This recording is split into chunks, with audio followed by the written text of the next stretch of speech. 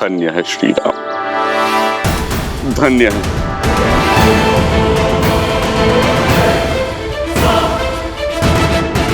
जिनके नाम मात्र से जन्म मरण का भवसागर तर जाए, जिनके दर्शन मात्र से जन्मों का दुख मिट जाए। महाराज, उनके स्पर्श से आपकी पीड़ा तो दूर होनी ही थी। हनुमान, अपने वाक चातुर्य से, अपने प्रेम और अपने आदर से इस नर को नारायण मत बनाओ। हनुमान, ये मेरी नहीं, मित्रता की शक्ति है। स्नेह और करुणा रस में डूबी मित्रता अमृत होती है, जो अपने स्पर्श से तन की पीड़ा हर लेती है। ये शक्ति मित्रता की ही है हनुमान, जो एक के बोल दूसरे के मन में उत्साह जगा देते हैं। यदि गुणगान गाना ही है हनुमान, तो मित्रता की करो, क्योंकि मित्रता से बड़ी इस संसार में और कोई शक्ति नहीं है। आप पर, आपकी मित्रता पर संदेह करने का पाप किया है मैंने, मुझे क्षमा कर दीजिए। बताइए, क्या आदेश है मेरे लिए? मित्र, आप बाली को पुनः युद्ध के लिए ललकारेंगे।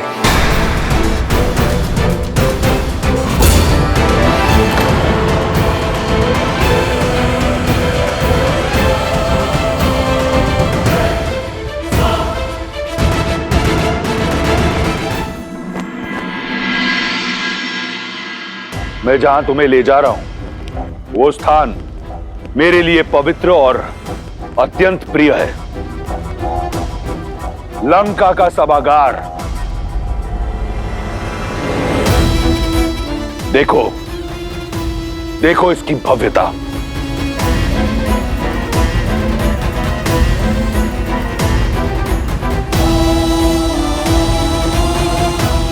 इस समृद्ध सभागार का एक एक स्वर्णिम पत्थर रावण के रक्त, समर्पण और अथक परिश्रम का साक्षी है। ऐसी भव्यता ना तो इंद्र के अमरावती में है, ना ही विष्णु के वैकुंठ में। ऐसा गौरव ना ब्रह्मलोक में है और ना सूर्यलोक में इतना तेज। यह है मेरा सिंहासन। यहीं बैठकर मैं 10 लोकों पर शासन करता हूं। एक बार तुम मेरी पटरानी बन जाओगी तो इस सिंहासन पर मैं तुम्हें अपने साथ स्थान दूंगा। बस एक बार मेरा प्रस्ताव स्वीकार कर लो।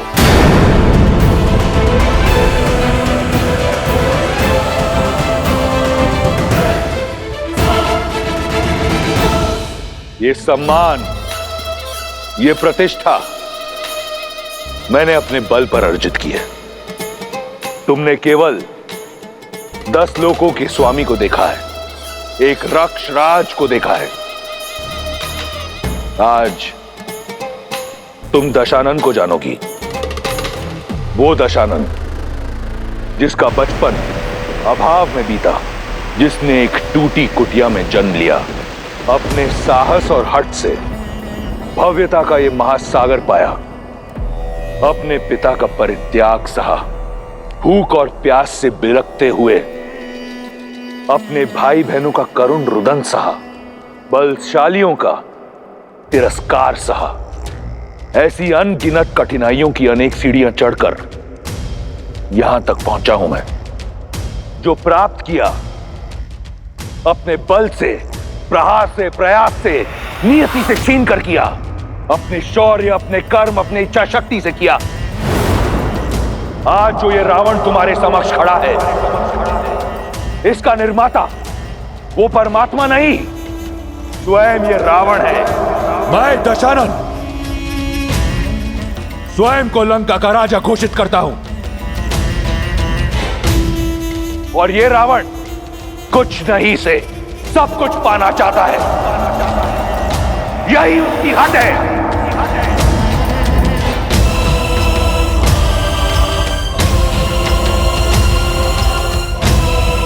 बस यही है लंकेश दशानन रावण की कथा, उसकी विजय गाथा। तुम्हारे राम की कथा क्या है? उसने क्या पाया, क्या अर्जित किया? कौन है राम? रघुवंश का कुल दीपक, राजा नेमी का पुत्र, राजमहल में जन्म लिया, सोने की थाल में रसोइयों से बना 56 भोग खाया। भाग्य ने राजकुमार बनाया उसे, परंतु उसके कर्मों ने एक तुच्छ वनवासी, जो वन के कांटों से लड़ने के लिए पादुका तक नहीं पहन सकता, जो 2 समय का भोजन नहीं ला सकता। अरे पति वो जो अपनी पत्नी की सुरक्षा कर सके, पुरुष वो जो अपनी स्त्री को श्रृंगार दे सके। क्या दिया है उस राम ने तुम्हें सीता? ऐसा क्या है कि तुम उस तुच्छ वनवासी से प्रीत लगाकर बैठी हो? ऐसा क्या है कि तुम दशानन को पाने का अवसर खो रही हो? क्या है राम मेरी तुलना में? यदि तुम्हारी विजय गाथा समाप्त हो गई हो तो मैं अपना उत्तर सुनाऊं? इसी की तो प्रतीक्षा में हूं मैं।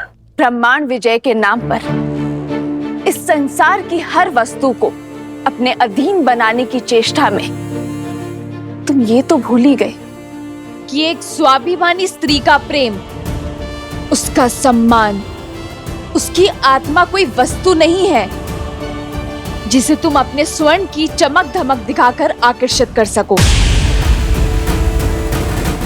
जब अपनी इच्छा से अपने श्री राम के लिए उनके साथ चली इस 13 वर्ष की वन यात्रा में एक बात तो स्पष्ट हो गई है रावण, कि एक स्त्री को जीने के लिए सुविधा और संसाधन नहीं, एक साथी का निस्वार्थ और समर्पित प्रेम चाहिए।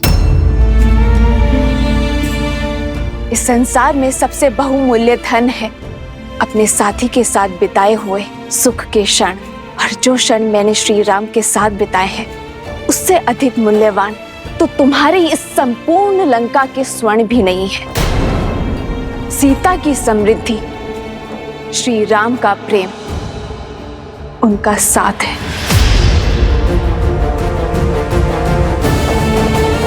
तुम अपनी संपत्ति दिखा रहे हो ना रावण, परंतु ये भूल गए संपत्ति अपनों से बनती है, उनके आदर और सम्मान से बनती है, भय से नहीं। तुम्हारे भाई है ना ये? कितना प्रेम और कितना सम्मान करते हैं ये तुम्हारा, या केवल भय है इन्हें तुमसे?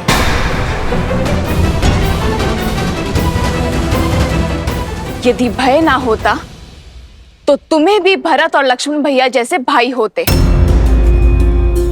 एक भाई जो अपने भाई की चरण पादुका को अपने मस्तक पर ढोकर उनके नाम से अयोध्या का राज्य चला रहा है।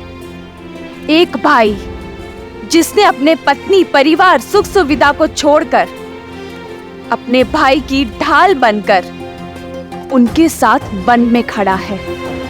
वो प्रजा जो 14 वर्षों से प्रतीक्षा कर रही है कि कब राम नाम का सूर्य आएगा और कब उनके घर में दीपक जलेंगे।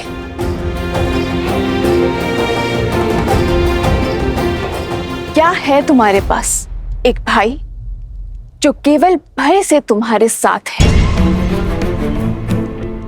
जिसके मन में और मस्तक में किसी और की भक्ति और किसी और के नाम का तिलक लगा है। एक वो भाई जिसे लालच के कारण तुमने जीवन भर के लिए निद्रा के पाश में बांध दिया है। वो पुत्र जिसे उसे संस्कार नहीं दिए तुमने, पर शस्त्र बनाकर पाला है उसे। श्री राम से बड़ा ना कोई धन है और ना कोई रत्न।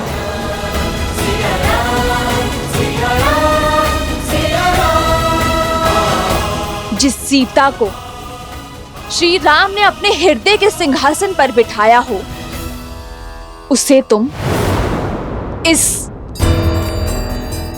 स्वर्ण सिंहासन का लोभ दे रहे हो। जीते होंगे तुमने लोक, किंतु मेरे श्री राम ने अयोध्या से निकलकर इतने हृदय जीते हैं कि यदि तुम गिनने बैठोगे ना, तो तुम्हारा ये जीवन कम पड़ जाएगा। तुम इन स्वर्णिम शिलाओं पर दम ले रहे हो। मेरे श्री राम ने शिलाओं में प्राण दिए हैं। प्रेम वो धागा है, वो बंधन है जो हर लोभ, हर लालसा से परे है। अपनी समृद्धि को बढ़ाने में ध्यान केंद्रित करो रावण, किसी और की स्त्री को अपना बनाने में नहीं, क्योंकि समृद्धि की परिभाषा प्रेम और आदर है, जो मेरे मन में श्री राम के लिए अपार है। अब भी समय शेष है रावण, क्षमा मांग लो मेरे श्री राम से। मुझे ससम्मान पुनः लौटा दो उन्हें, और अपने इस सिंहासन पर अपनी पत्नी को ससम्मान स्थान दो। नहीं आएगा तुम्हारा राम, नहीं आएगा तुम्हारा राम। आएंगे, मेरे राम आएंगे। विश्वास को बांध कर रख सके ऐसा कोई पाश नहीं, प्रेम पार ना कर सके ऐसा कोई सागर नहीं। मेरे श्री राम आएंगे मुझे लेने।